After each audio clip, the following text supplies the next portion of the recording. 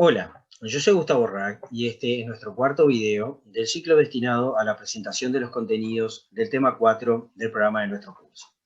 En este video vamos a analizar cómo en los mercados financieros las interpretaciones que los agentes hacen de las señales que envían los precios, las búsquedas de rentas y los comportamientos especulativos pueden conducir a la generación de burbujas de precios en dichos mercados y de cómo, frente a cambios en algunas de las señales, estas burbujas estallan y pueden generar situaciones altamente disruptivas, no solo en los propios mercados financieros, sino también en la economía en general.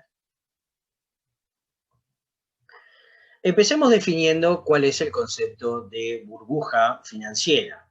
Lo que estamos observando aquí son dos gráficos. Uno es la evolución del índice Nasdaq, índice de empresas tecnológicas en Estados Unidos, ¿sí? Entre 95 y 2004. Lo que observamos es una progresión alcista bastante razonable hasta que en algún momento hace un pico muy alto y luego una caída bastante abrupta. Algo similar ocurre con el precio del Bitcoin entre 2011 y 2018, donde en este punto observamos un alza muy acelerada y luego una caída muy abrupta también. ¿Qué es una burbuja entonces? Recuerden que definimos el concepto de valor fundamental de un activo como el valor o el precio del activo que está asociado a la expectativa de ganancias futuras que genera ese activo y a el riesgo sistemático. Es lo que cualquier observador o agente bien informado pagaría por ese activo. Vamos a definir a una burbuja como una separación sustancial, ¿sí? muy significativa del precio de un activo respecto de su valor fundamental. ¿Qué ocurre o cómo se generan las burbujas? Los cambios en los precios de los activos financieros van enviando mensajes sobre la situación de las empresas. Pensemos que estamos hablando de acciones. Bueno, los cambios en los precios de las acciones están enviando información sobre qué es lo que se espera que ocurra en el futuro con esa empresa. Si los mercados funcionan bien, entonces los agentes observarán esos cambios de precios y tratarán de interpretar los mensajes que están detrás y ajustarán sus comportamientos de acuerdo a esos mensajes.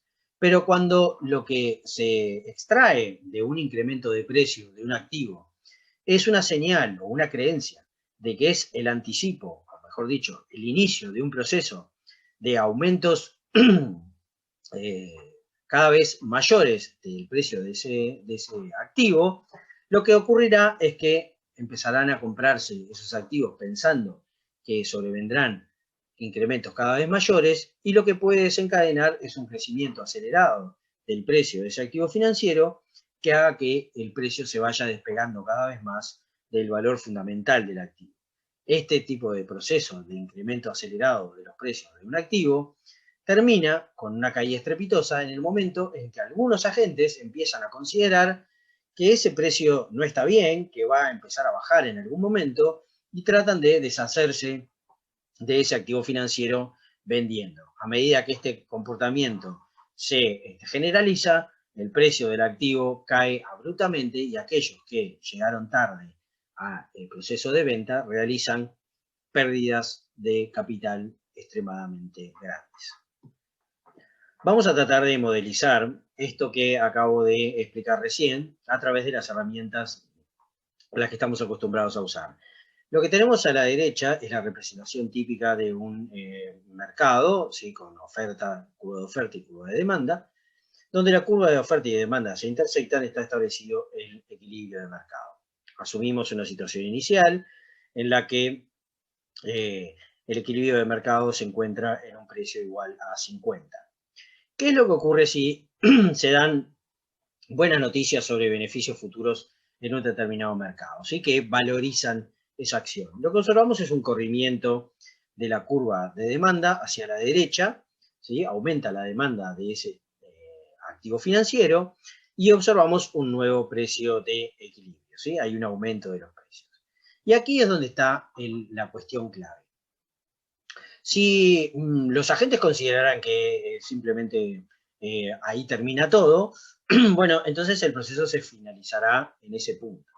Pero si algunos agentes que no están lo suficientemente bien informados consideran que ese incremento inicial del precio es en realidad el anticipo de nuevas noticias positivas sobre esa empresa en particular, si consideran que este aumento de precio inicial es el inicio de un proceso de incrementos de precios posteriores, ¿sí?, se da el proceso que se conoce como retroalimentación positiva. El aumento de precio es interpretado como un incremento, como señal de incrementos futuros, y los precios siguen incrementándose como respuesta al incremento de precio original. La curva de demanda se corre cada vez más a la derecha, ¿sí?, en respuesta a ese comportamiento de los agentes, y la demanda sigue incrementándose y el precio sigue subiendo más y más y más. Entonces, la clave acá es cómo operan, ¿sí?, las creencias, la lectura que los agentes hacen de estos movimientos, de estas señales que envían los precios en el mercado. Vemos acá dos esquemitas, ¿sí?, que conducen a resultados diferentes según cómo las creencias de los agentes interpretan las señales que está enviando el mercado. Ambos esquemas se inician de la misma manera, ¿sí? Todo se inicia con alguna buena noticia sobre los beneficios futuros en esta empresa que estamos analizando. Por lo tanto, eso conduce a un aumento de la demanda y por lo tanto el precio de ese activo financiero crece. Ahora, aquí es donde se observa el paso fundamental, es decir, cómo se interpreta ese incremento de precio que se acaba de observar. Algunos consideran que ese incremento de precio puede estar por encima del valor fundamental de la acción.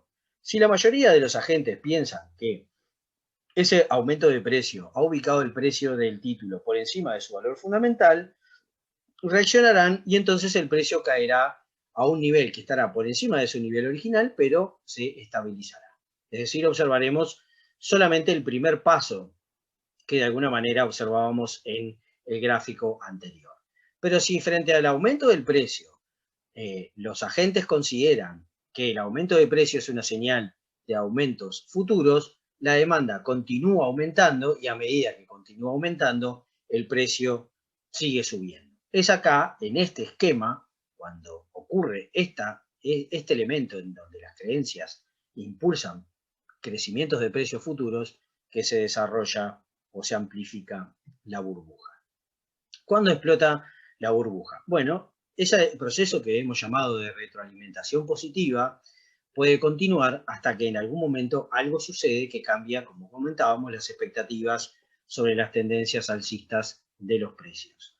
Si alguien identifica que hay un activo financiero en el que está ocurriendo una burbuja, algunos agentes pueden buscar ajustar su comportamiento apostando contra la burbuja.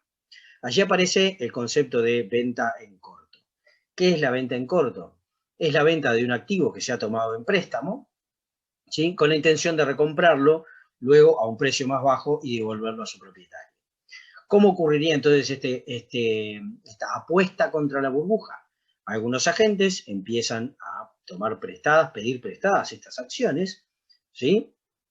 Toman prestadas estas acciones, las venden porque consideran que están a un precio muy elevado y esperan a que estalle la burbuja. Cuando estalla la burbuja pueden recomprar estos títulos a precios más bajos y devolvérselos a los tenedores originales, ¿sí?, a quienes les prestaron el activo, realizando una gran ganancia de capital. Obviamente es una apuesta altamente riesgosa porque implica tener muy ajustado el timing de lo que uno está haciendo. Si no, eventualmente puede uno realizar pérdidas de capital muy elevadas. En concreto, entonces, las burbujas se originan porque los aumentos de precios de títulos activos financieros son leídos como el inicio de incrementos cada vez más altos y entonces la demanda sigue creciendo y los precios suben, suben, suben, suben. En algún momento la burbuja estalla cuando un número importante de agentes empiezan a considerar que esa situación no se puede sostener y tratan de deshacerse rápidamente de esos títulos para tratar de realizar la ganancia de precio que se verificó. La demanda cae abruptamente, los precios también, y quienes no llegan a vender en el momento adecuado realizan enormes pérdidas de capital. En el video que viene vamos a analizar el último punto de este capítulo, que tiene que ver con algunos mercados que no encuentran el equilibrio o que no se vacían por razones que tienen que ver con la restricción de oferta o con la regulación en esos mercados.